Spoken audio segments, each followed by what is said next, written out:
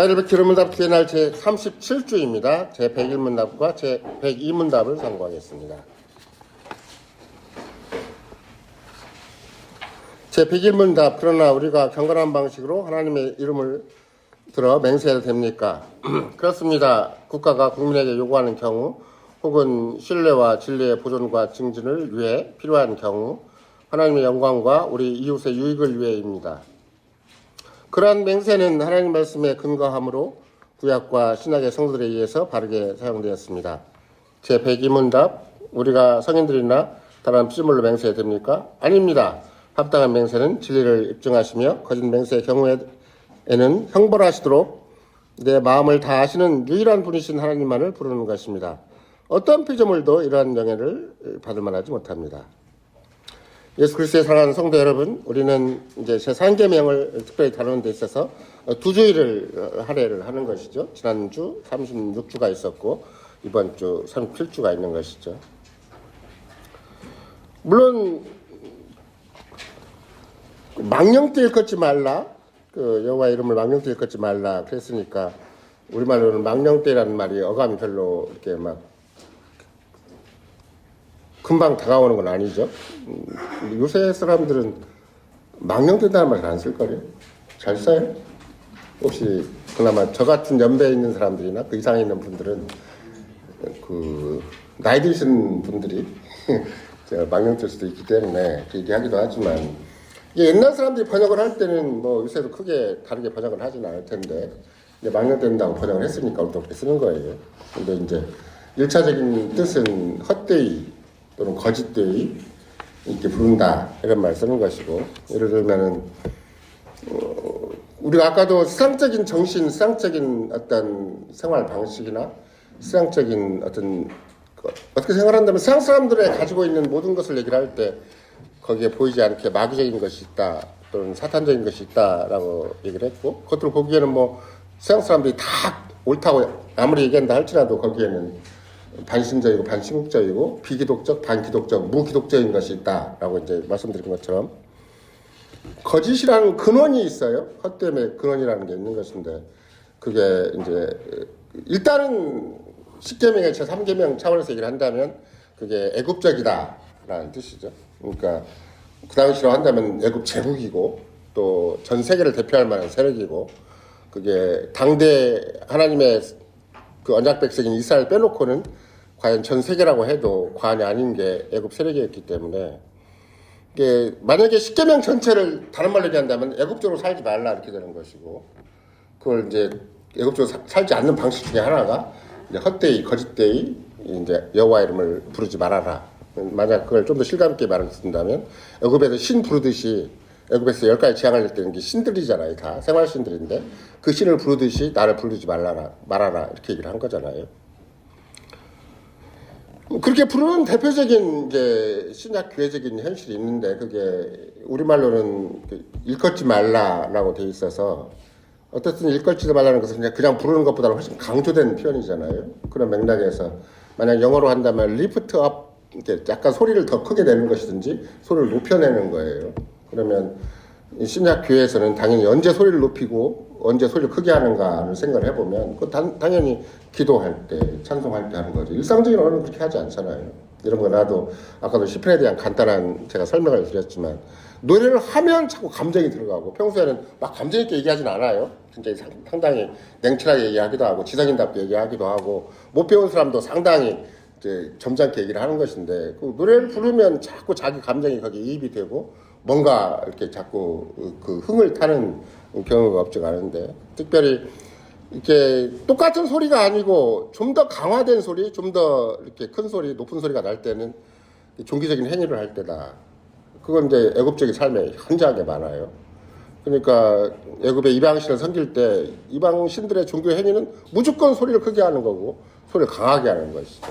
근데 여호와 하나님을 우리가 부를 때는 기도할 때 부르는 것이고 찬송할 때 부르는 것인데, 만약에 더 기도할 때 되게 이방에게는 뭐 특별한 찬송이 따로 없으니까 기도할 때가 주 일반적일 거 아니에요? 마땅히 기도가 산상보훈에서 당장 가르치는 바로는 은밀히 계신 하나님께 기도해라.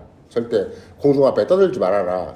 그럼 바리새파 잘못된 기도 방식이 있었고, 그 당시 유대 사회를 오도한 그런 책임을 강하게 지적을 하면서 절대 은밀히 계시는 하나님께 기도해라. 기도만큼은 은밀하게 해라. 이렇게 얘기를 한 거거든요. 예를 들면 제가 누차 강조해서 예를 들은 것인데 그 야코스 캄퍼이스라는 그 화란의 유명한 캄페인 신학교 교수가 70년대 중반에 고신을 방문했는데 고신교회 이제 당연히 신학교도 가겠지만 고신교회도 방문했겠죠. 하다 보니까 우리나라 전형적인 통성기도 같은 게 있는 거죠. 그러니까 이게 뭔가 여러분도 아마 그 글을 정말 공유한 적 있죠? 본인이 아무리 연구를 해도 아무리 합리화시켜도 심지어 한국에서 그렇게 같이 신사참배를 반대하다가 감옥에 갔다 온 미국의 그 교단의 대표 선교사가 합리적인 또는 굉장히 설득력 있고 현실적인 그런 이유를 대서 감옥에서 할 수 있는 게 기도밖에 없었고 그래서 감옥에서 살던 버릇이 밖에까지 나와다 보니까 또 다른 사람한테 파급적인 효과를 미치다 보니까 소리를 내서 크게 같이 기도하는 풍습이 생겼다 이렇게 이제 아무리 얘기를 해줘도 그 글을 보시면 끝까지 캄퍼이스 목사는 아니야 이건 성경을 근본적으로 거부하는 거고 이방 종교적이야 이렇게 생각을 해요. 그만큼 이건 감리교의 잘못된 영향력이다. 그나마 그걸 순화시켜서 그분은 한국교회 감리교의 잘못된 영향력에 의해서 기도를 잘못 배운 것이다. 특히 산성본에 가르친 기도를 현저하게 어긴 것이다. 외물이 계시는 하나님 앞에 조용하게 기도를 해야지 그렇게 막 통성 기도를 하고 이렇게 이방신 앞에 떠들듯이 하는가. 이거는 엄청난 문제라는 것을 이제 본인이 처음에는 한국교회 교인들 잘 몰랐죠. 그 글은 캐나다 클라리온에 실은 거예요. 자기가 화란으로 쓴 것이기도 하겠지만 고시에다 당장 발표한 게 아니고 자기가 방문한 기록을 방문의 어떤 그런 내용을 그 캐나다 이웃 교회에다가 이렇게 클라리온이라는 제 실었는데 그걸 이제 우리가 번역을 한 거거든요. 그러니까 우리가 이제 그 사실을 알게 된 거죠. 근데 고시는 그 글을 전혀 좋아하지 않아요. 지금도 고시는 그 글에 대해서 별로 개념하지도 않고 고시는 여전히 통성기도 하고 있고 지금도 여전히 그 풍습을 못 버리고 있는 거거든요. 상계명을 어겼다고 생각하지 않고 상계명도 안 가르치고 상계명도 모르고 계명을 어긴 교회가 교회라고 할 수 있는 거라고 아무리 얘기해줘도 그냥 우리 교단 크고 신자 많고 옛날에는 우리가 도움받았지만 31쪽보다 더 크다고 자랑할 때가 한두 번이 아니거든요. 제가 국제대회 인터내셔널 컨퍼런스 오브 리폼 철치스라는 국제개혁교회 협회란 거기 가보면 고신이 가장 커요. 40만이에요 교인이. 거기는 아무리 미국의 오핏이라고 해도 그렇게 숫자가 많지가 않아요. 캐나다 교회교회 교인도 그렇게 많지 않고 호주 자유교회 교인도 그렇게 많지가 않아요. 심지어 어떤 교단은 거의 1000명 정도밖에 없는 교단들이 상당히 많이 있는데 근데 고신교단은 40만이에요. 그러니까 만약에 이런 가르침 제3계명에 대한 하이라키 이론답을 제대로 전수를 받고 그렇게 해서 교회 내에서 신실하게 가르쳤다면 당장 거기에 대한 회개도 있어야 되고 교단적인 방침도 있어야 되고 신학교에서 가르치는 내용도 있어야 될 텐데 어떤 목사도 어떤 교수도 그걸 강조하지는 않아요. 그런 맥락에서 이것이 우리 시대만의 문제가 아니라 이미 출애굽 이후에 이스라엘 백성의 문제의 핵심 중에 하나구나. 그러니까 단순히 10개로 얘기를 해서 우리가 뭐 10가지만 문제가 되겠는가 이런 건 아니에요. 그러니까 10가지 10계명까지가 있고 또 우리가 적어도 출애굽 당시에 그 10가지 재앙을 내린 것만 본다 할지라도 10, 10이 있을 때는 그만큼 완전수를 가리키는 것이고 그런 맥락에서 비록 10가지 계명밖에 안 되지만 10가지 계명 안에 하나님의 모든 경륜이 다 포함되어 있고 또 거기에는 발립적으로 애굽의 생활, 세상적인 삶의 방식, 세상 신을 섬기는 방식이 다 충분히 거기에 내재되어 있는 것이기 때문에 유일하게 하나님을 제대로 섬기는 방식은 뭐겠는가 그러면 당연히 하나님의 이름을 진실하게 불러야 된다. 이렇게 되죠. 오늘의 우리 신앙고백과 똑같아요. 진리를 말해야 된다. 이런 거 나도 당장 102문답에 보면 우리가 성인들이나 다른 피조물로 맹세해야 됩니까? 이렇게 얘기를 하니까 합당한 맹세는 진리를 입증한다. 그래서 거짓 맹세의 경우는 하나님 반드시 형벌하시도록 내 마음을 다하시는 유일한 분신 하나님만을 부르는 것이다. 어떤 필도 이런 양을 알지 못한다. 이렇게 분명히 얘기해놓고 그 앞에는 뭐라고 얘기를 해요? 진리의 보존과 증진을 위해서 우리는 해야 된다. 이렇게 써있죠. 진리의 보존과 증진을 위해서. 그래서 구약의 성도들이나 신약의 성도들에 의해서 하나님께 맹세한 것은 바로 소용되었다. 그러니까 여러분들에게 이 고백서에서 요구하는 바는 뭐예요? 당연히 진리를 말해야 되고 진리의 보존과 증진을 위해서 노력을 해야 된다. 그러면 적어도 여러분과 나를 개인적으로 평가한다 할지라도 교회적으로는 그만두고라도 개인적으로 평가할지라도 저 사람은 참 진리를 말하는 사람이다. 우리는 뭐 진실한 사람이다라는 것이 더 좋을 수도 있겠지만 우리의 상당히 정서적인 표현인 것이고 진짜 진리를 말하는 사람인가 그 말을 하려면 만약에 이 고백서대로 하고 또 이 십계명 전체 취지대로 하고 또 출애굽 이후의 상황을 다 근본적으로 얘기를 해본다면 출애굽의 목적과 관련된 일이잖아요. 그럼 모세가 그 바로 왕 앞에 가서 히브리어로 셜라가이타 미 내 백성을 내보내라 이렇게 요구를 할 때 바로 따라서 한 말이 있어요. 웬만하면 여기서 하지. 바로가 계속 타협책을 제시하고 방법론을 제시한다 그래도 모세가 선명하게 내세운 게 뭐냐면 우리가 광야로 가서 한 사흘쯤 광야로 가서 거기에서 여호와께 희생제사를 드리려 하노라. 그러니까 우리는 더 이상 우상 숭배를 하지 않고 여호와 하나님만을 우리는 거기에 경배를 하고 그분을 섬기고자 해서 우리는 피않고 광야로 가야 된다. 바로가 생각을 할 때는 여기 고센 땅도 좋고 고센 땅 아니면 더 좋은 땅도 내가 줄 테니까 더 살기 좋은 땅 뭐 너희가 직접 라암색과 비동산 건설해 봐서 알지만 근데 그 땅 옆에도 줄 테니까 심지어 아니면 그 성을 하나 줄 테니까 그렇게 살아라고 할 정도로 자꾸 회유를 해요. 근데 회유를 하는데 결정적인 문제는 무엇인가 그러면 우상을 섬겨야 되고 이방신을 섬겨야 되고 애국신을 섬겨야 된다는 것이잖아요. 그러면 섬기는 것도 섬기는 게 있지만 그 섬기는 방식도 문제다. 그래서 이계명이 있고 상계명이 있는 거예요.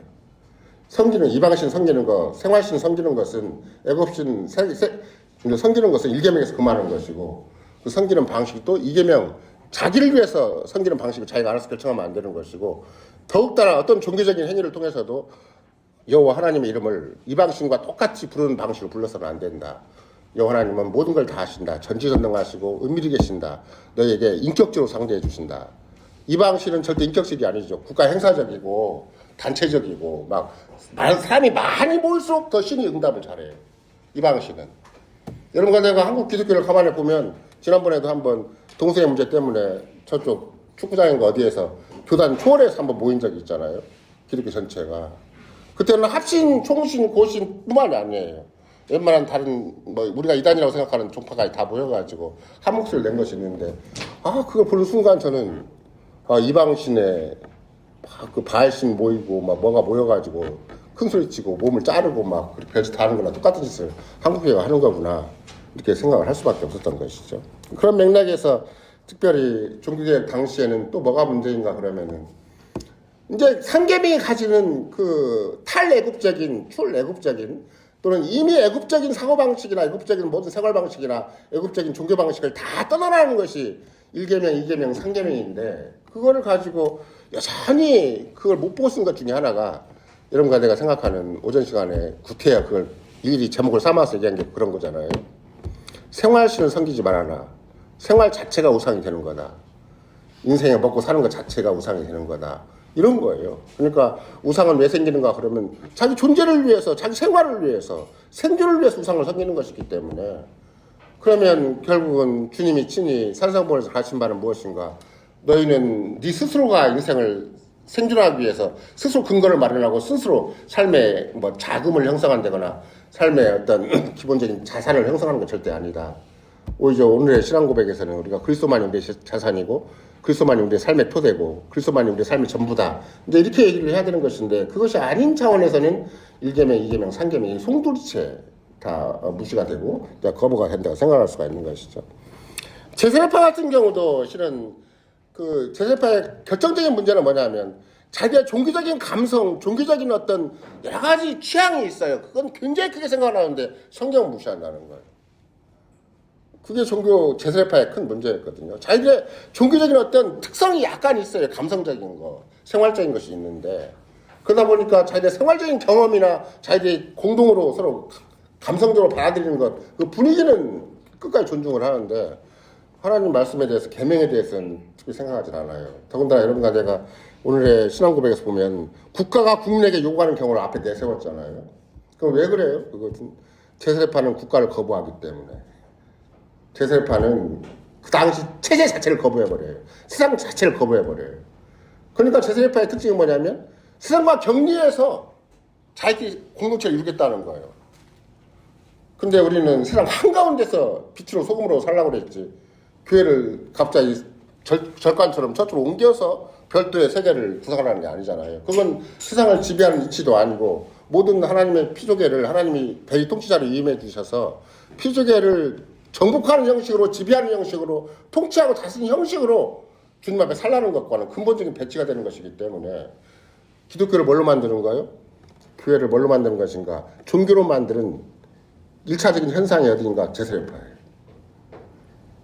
전 우주적이고 전 역사적이고 전 인류적인 하나님의 진리를 저 구석지에 몰아가지고 자기 집단의 이론으로 집단의 뭐 생리적인 어떤 조건으로 만들어버리면 그래서 제세례파가 문제가 되는 것이고 이단 사이비가 문제가 되는 거거든요. 이단 사이비는 특징이 있어요. 무조건 자기들끼리 전부라고 생각을 하고 그것이 사회와 국가에 대한 그 역사에 대한 아무런 책임감이 없이 우리끼리 잘 먹고 잘 사는 것으로 생각하는 거예요. 그것은 하나님의 크신 경륜, 창조의 경륜이 있고 그리스도로 말미암은 구속의 경륜이 있고 궁극적으로 어린 양의 혼잔치에 만유가 그리스도 안에 통일되어서 혼연일체가 되는 그 세계에 하나님의 경륜을 다 무시해버리는 거예요. 하나님을 자기 종교의 신으로 바꿔버리는 것이죠. 자기 단체의 신으로 바꾸는 거거든요. 이런 맥락에서 애굽의 어떤 정신, 애굽을 신을 섬기는 방식이나 오늘날 교회가 행여라도 집단을 이루어서 또 교회라는 단체를 악용을 해가지고 그렇게 기도하는 방식, 스스로 이방 신을 부르는 방식으로 이 땅에 처신한 것은 얼마나 그것이 하나님의 계명에 어긋나는 것인가. 우리는 근본적으로 애굽적인 생활 방식, 세상적인 생활 방식, 세상 신을 섬기는 방식에서 근본적으로 나오기 위해서는 진정으로 하나님, 삼위 하나님을 제대로 인식하고 제대로 교통하고 삼위 하나님을 진정으로 자기 믿음으로 고백하지 않으면 아무도 거기에서 벗어날 자가 없구나. 자꾸 큰 소리 치고 소리를 높이고 정말로 살아계신 하나님 앞에서 전인격을 주님 앞에 헌신하고 내가 어떤 인간들 앞에서보다 어떤 사람들 앞에서보다 하나님과 보이지 않는 교제가 절대적으로 자기한테 실감이 나야 되는 건데 자기 인생의 전부가 돼야 되는 건데 그래서 그리스도 안에 성도의 교제를 이루는 것이 얼마나 우리 삶의 본질이고 그게 삶의 능력이고 그 자체가 내 삶의 존재 가치와 목적이 그게 다 붙어 있어야 되는 건데 그러지 못할 경우 생긴 증상이 무엇인가? 종교적인 사람이 되는 것이다. 그래서 우리도 모르게 종교적인 사람이 되면 생색은 잘 내요. 우리가 퓨리탄적인 청교도적인 개혁교회가 문제가 되는 것인가? 거기도 보이지 않게 제세례파적인 경향이 있어요. 자기의 세계만 막 끝까지 주장을 해요. 하나님이 창세 때부터 또 인간의 타락 이후에 그리스도로 말미암은 새로운 천국을 이루는 데 있어서는 자기 역할과 자기의 존재의 어떤 생각을 거기까지 이렇게 폭넓게 하지를 못하고 그냥 우리의 종교적인 세계를 유지해 나가겠다. 우리가 할 수 있는 만큼 지킬 수 있는 만큼 우리가 원칙을 내세운 만큼만 하겠다고 생각을 해버리면 하나님 말씀은 더 풍요롭고 하나님의 경륜은 더 위대하고 더 영광스럽고 더 호방한데 그걸 자기 짧은 생각으로 종교적인 약간의 규칙과 원리만 내세워서 그거 갖고 다 갈무리 하려고 그런다면 그게 근본주의의 문제고 그게 인본적인 종교의 문제고 그게 경건주의의 문제가 되는 거예요. 그러니까 서령 어떤 경우에 기도를 막 산기도도 열심히 하고 금식기도도 열심히 하고 철야기도 열심히 한다고 해도 그 모든 종교적인 활동들이 산상봉원의 주님 신이 가르치신 은밀하게 하라는 걸 다 어겨버립니다. 그래서 교육계 교수들이나 목사들은 또 신자들은 절대 기도를 크게 하지 않아요. 주님이 공식적으로 예배를 인도하는 공식 석상 외에는 예를 들면 교육계 질서를 여러분도 아시겠지만 어떤 큰 국가 재앙이 있거나 전 세계적인 큰 환란이 있을 경우에 총회가 어느 한 교회를 선택을 해서 기도의 날을 정하고 그러면 그 교회는 그 총회적인 위임을 받아서 한두 교회가 기도의 모임을 가져요. 그러면 우리나라 아까 말씀드린 것처럼 상암 그 축구장 가가지고 막 전교단이 모여가지고 막 소리 크게 하고 막 성가대도 막 이것저것 다 모아가지고 잡탕을 만들어 놓고 막 소리만 크게 하고 그러려는 걸 몰라도 교육계는 그 기도의 날 옛날에 하이티라는 그 섬에 큰 지진이 일어났고 또 9.11 테러 같은 게 일어나고 그러잖아요. 그럼 기도를 뭐예요 진짜로? 그러면 그 다른 교회가 막 거기에 동참하긴 하지만 그것도 막 다른 교회 연합 집회를 만드는 것도 아니에요. 그냥 그 교회에다가 정해줘요. 그럼 그 교회가 총회를 대표해서 교단을 대표해서 기도회 한 날을 정해서 하는 거예요. 그럼 딱 가잖아요. 그냥 목사가 이렇게 자연스럽게 하나님 말씀 전하고 예배 형식도 취하지 않고 하나님 말씀 전하고 곧바로 목사가 대표해서 기도하고 끝내요. 너는 뭘 위해 기도하고 너는 뭘 위해 기도하고 너는 이 순서를 맡고 너는 저 순서를 맡고 이런 거 전혀 없어요. 그냥 거의 1시간도 안 걸리는 시간에 딱 모여서 목사가 성경 말씀 잘 얘기해주고 기도의 취지를 잘 얘기해주고 현상 보고할 것 있으면 다 보고해주고 그 다음에 그냥 목사가 쭉 준비한 기도를 하고 그냥 바로 헤어지는 것이지. 얼마나 막 떠들썩하게 무슨 하늘이 막 진동하도록 우리말식으로 한다면 지성이 감천하도록 그렇게 기도한 부분 절대 없어요. 이런 맥락에서 제 상견면은 국가가 특별히 국가적인 위기가 있을 때는 교회가 존재하기 때문에 국가도 존재한다는 것이 성경적인 원리예요. 교회가 존재하기 때문에 세상도 존재한다는 게 성경적인 원리예요. 교회를 위해서 세상에 여러 가지 사사 건건이 생긴다는 것도 성경적인 원리예요. 주님은 은혜의 왕국인 교회를 보존하고 은혜의 왕국인 교회가 교회답게 되기 위해서 권능의 왕국, 세상 왕국의 모든 질서를 다 통제하신다는 것이 성경의 원리이기 때문에 교회를 작게 생각하면 절대 안 된다. 교회를 이슬람만하게 생각하면 안 되고 세상에 짓눌리거나 막상 속에 무슨 종교적인 기관으로 전락하면 절대 그런 게 안 되고 세상을 통치하고 지배하는 세상 앞에 부름받은 빛과 소금으로서의 교회적 정체성을 충분히 확인하고 교회가 기도해라. 그러니까 산상보훈이 맞죠. 주님의 가르침이 맞은 거예요. 교회는 세상의 빛이다. 세상의 소금이다. 다음 시간에는 우리 교회는 이번 주에겠지만 여러분도 아마 기회가 되면 그런 설교를 듣게 되겠지만 산상보훈에 있어서도 그러면 너희가 소금이라고 할 때도 그 너희가 소금이라고 그랬지? 뭐 다른 말 쓴 게 아니에요. 그럼 너희는 누구겠어요? 예수님 당대 1차적인 대상은 10명이 10명. 세상에 존재하는 유일한 이유는 너희 때문에 그렇다. 유대교회가 그렇게 악을 쓰고 반대하더라도 너희 때문에 유대사회가 아직 존재하고 있고 그 다음에 로마 제국이 존재하고 있고 우주와 역사가 아직은 진행되고 있다. 너희 10명 때문이다. 그렇게 해석해야 여러분과 내가 딱 맞잖아요. 그와 똑같아요. 누가 삼위 하나님을 제대로 섬기는 자고 누가 몸과 영혼이 참으로 그리 속한 자로 자기를 고백하고 있고 누가 진짜 역사의 주인공이고 세상의 주인공인가 누가 빛이고 소금인가 너희라는 말이에요.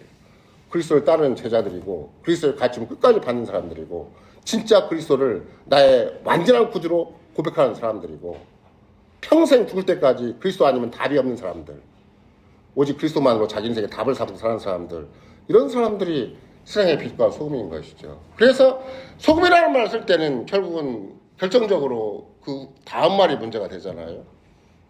그 다음 말이 뭐예요? 소금이 그 맛을 잃으면 밖에 버리워서 사람에게 밟힐 뿐이니라 이런 거잖아요. 소금이 짓밟히는 것은 지극히 세상적인 세력에 의해서 소금이 어느 만큼 그 기능을 상실했을 때, 그 존재 가치를 상실했을 때, 그 정체성을 잃어버렸을 때, 다른 말로 얘기하면 교회가 복음의 기능을 상실했을 때, 교회가 하나님의 전 경륜, 구속의 경륜을 전하지 못했을 때, 교회가 구원의 기관, 구속의 기관으로서 이 땅에 자기 역할을 못했을 때 생기는 증상이 어떤 것인가? 교회가 세상한테 조롱받고, 세상한테 멸시받고, 세상에 짓밟히는 거구나. 세상받도 못한 종교 기관이 되는 거구나. 우리는 이걸 언제 경험을 했어요? 코로나 때 경험한 거죠. 아, 교회가 코로나 같은 하나님의 엄청난 언약의 징계를 내리니까 세상에 그냥 짤짤매고 그래서 세상이 앞에 엄청나게 욕을 먹고 그래서 저희 교회 주변에 있는 어떤 도로변에 있는 교회를 가니까 프랑카드를 하나 걸어놨는데 교회가 미안합니다. 신천지가 참내는데 자기가 미안하다는 거예요. 신천지는 막 그러거나 막 모여가지고 어떻게든지 코로나가 확산되든지 말든지 우리는 종교 집회를 하겠다고 그러는 바람에 이제 정부에서 강공책을 놨은 거 아니에요.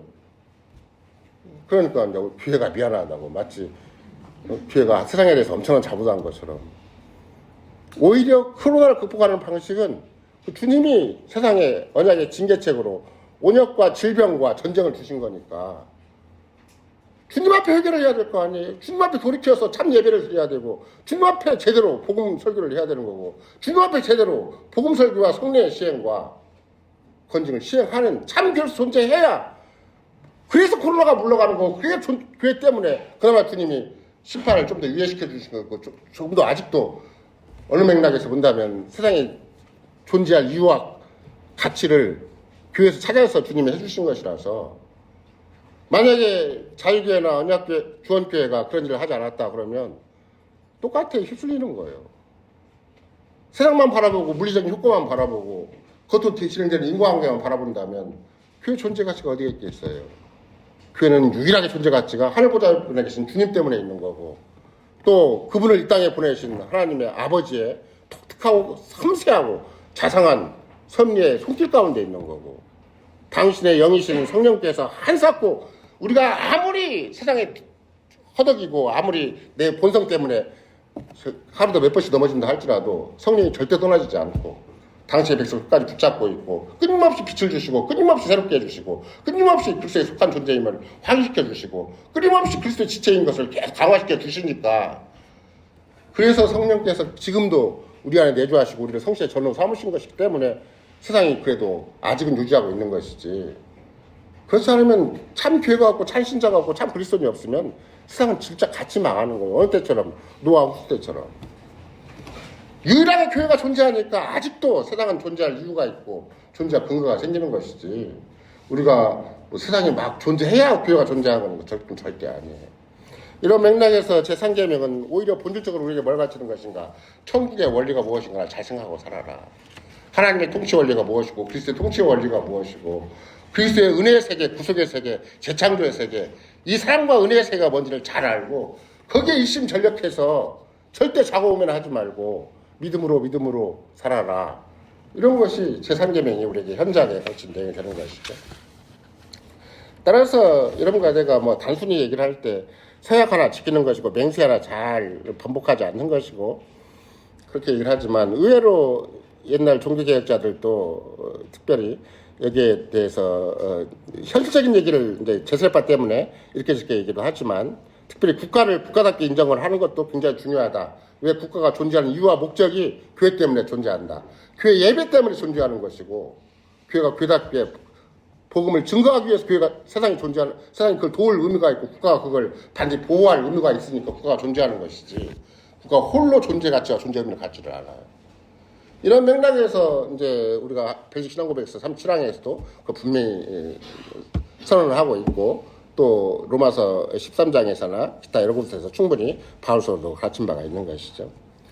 이런 맥락에서 여러분과 나는 특별히 맹세와 서약이 있고 그 맹세와 서약이라는 말을 구태여 인용한 이유 또는 제3계명에 대해서는 왜 36주와 37주 두 주를 걸쳐서 이게 얘기를 하는가 그러면 당대 시대적인 과제가 있었기도 하겠지만 제세례파에 엄청나게 종교개혁을 크게 외면적으로 박해하는 것은 로마 세력이었지만 로마 교회 세력이었지만 특별히 로마 그 거대한 카톨릭이라는 세계가 이 종교개혁자를 핍박을 할 때 이렇게 도매금으로 제세파를 내세워서 종교개혁자를 처단하는 것이죠.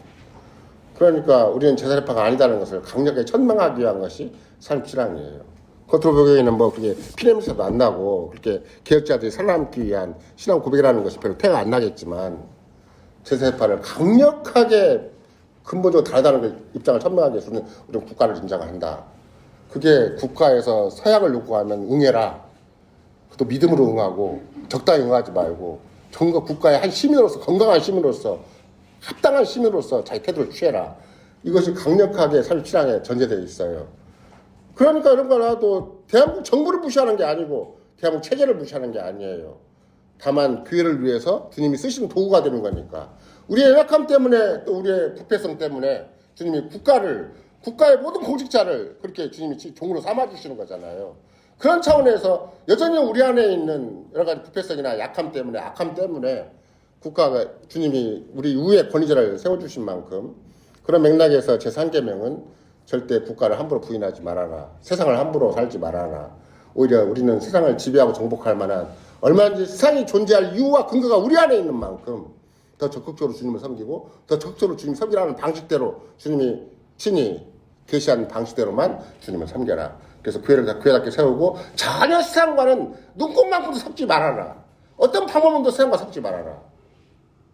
그거예요. 3계명은 세상이 어떤 종교로 기관을 세우고 종교적인 어떤 체계를 이루고 보이지 않게 늘 배후에 미신적이고 무속적인 것이 있다 할지라도 그 방법을 귀에 들고 오지 말라는 거예요. 재수 같은 방식, 행복 같은 방식, 묘하게 사람들이 신뢰하고 보이지 않게 뭐 한턱을 은근히 기대하고 모종의 찰나적인 행복을 기대하고 기쁨을 기대하는 그런 식으로 살지 말아라. 언약의 계명만 순종을 하면 정말로 하나님을 사랑하고 계명을 순종하면 100번, 1000번, 1000대까지 복을 줄 테니까 그렇게 헛된 신에다가 말도 안 되는 거짓 신에다가 함부로 마음을 주고 생각을 주고 시간을 바치지 말고 돈을 바치지 말고 여호와 하나님 앞에 정확하게 살아라. 당당하게 살아라. 여호와 하나님 앞에 절대 믿음을 포기하지 않고 사랑을 포기하지 말고 살아라. 네 전인격과 전인생을 여호와 앞에 맡기고 살아라. 그런 맥락에서 절대 세상 흉내 내지 말고 헛되이 인간의 묘한 종교의식 가지고 살지 말고 여호와 앞에 확실하게 전격적으로 내 감정과 어떤 감성이 있고 지성이 있고 의지가 있다면 전격을 여호와 앞에 맡기고 여호와의 가르침대로 특별히 주 예수 그리스도의 가르침대로 살아라. 그래서 내가 너희에게 분부한 모든 걸 가르쳐 지키게 하라. 그게 천국을 건설하라는 것 같아요. 그렇게 내가 너희에게 명령한 모든 걸 가르쳐 지키면 내가 세상 끝날까지 함께 해주마. 절대 망하지 않는다. 절대 세상에 지지 않는다. 절대 네가 아무리 연약함을 가지고 있고 세상에 굉장히 심하고 엄청난 도전과 마귀적인 그런 박해가 있다 할지라도 내가 끝까지 너와 함께 해주마. 그러니까 세상 끝날까지 함께 있다는 것은 그 앞에 조건부가 그런 거예요. 제자된 자들에게, 그래서 세례 공동체를 형성한 자들에게, 그래서 그리스도가 명령한 바를 가르치고 지키는 그런 공동체에게, 그런 교회에게는 주께서는 천하가 반대해도 반드시 함께 해주셔서 그 존재 가치와 존재 목적을 또 만천하를 향한 그런 충분한 소금과 빛의 역할을 감당하도록 해주겠다. 그러니까 너희들은 이 계명 앞에 순종할 뿐이고 이 계명을 사랑하고 주를 사랑할 뿐이지 어떤 다른 방법론, 다른 생각, 다른 감성, 다른 이교적이고 세상적인 방식을 절대 동원하지 말아라. 이런 것이 이제 제 생계명 안에 충분히 포함되어 있는 것이죠.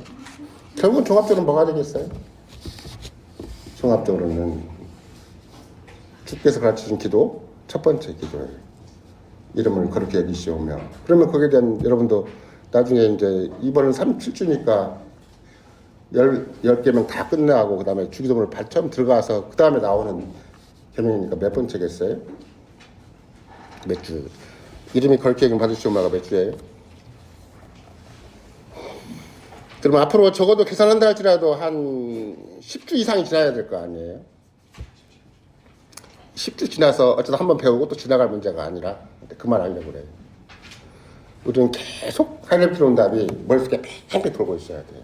1계명부터 마지막 10계명 까지도 그랬거니와 제1문답부터 마지막 문답까지라도 머릿속에 계속 돌고 있으면 그것이 삶의 자산이 되고 그게 삶의 실력이 되고 그것이 진리의 고백이 되고 그것이 진리 때문에 목숨을 거는 데까지 나가버리는 것이고 돈 몇 푼에 찰나적인 행복 때문에 갑자기 우상숭배자가 되거나 이질적인 방법과 세상적인 방법 동원해서 자기 인생을 몸과 영혼을 해치는 방식으로 가는 것이 아니라 주님이 복을 주시는 방식으로 주님께 더 그런 가까이 나가는 방식으로 그리스도에게 더 연합된 방식으로 그리스도가 친히 쓰시는 도구가 되는 방식으로 빛과 소금으로 사는 방식으로 주님 우리와 함께 해주시는 것이다.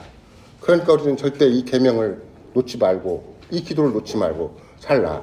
이거 자체를 근본적으로 그리스도의 구속을 100% 인정하고 사는 것이고 구속은혜에 대한 감사를 제대로 표현하고 사는 길이다.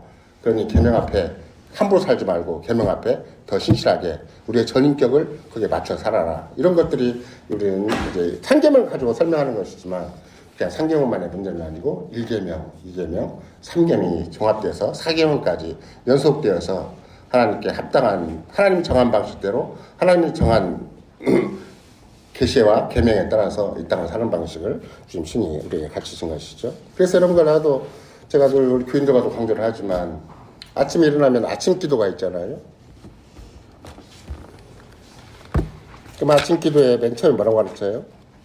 오늘도 가장 먼저 하나님의 영광을 생각하게 해달라고.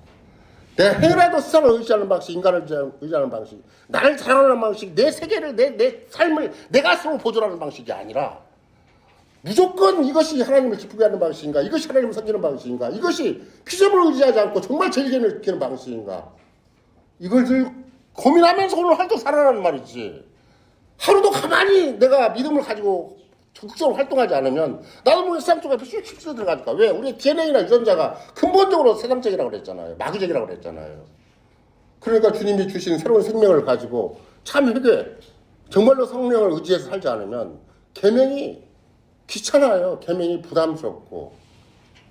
그게 진짜 복을 받는 비결이고, 그게 세상에 어떤 유혹을 이기는 비결이고, 마귀의 교묘한 괴계를 이기는 비결인데도 불구하고 조금 더 인간이 치사하게 움직이는 거죠. 사람이 비겁하게 움직이는 거예요. 비루하게 움직이는 거예요. 그러면 금방 우상숭배 자리, 금방 사람을 의지하는 방식, 금방 세상을 의지하는 방식도 금방 바뀌어버려요.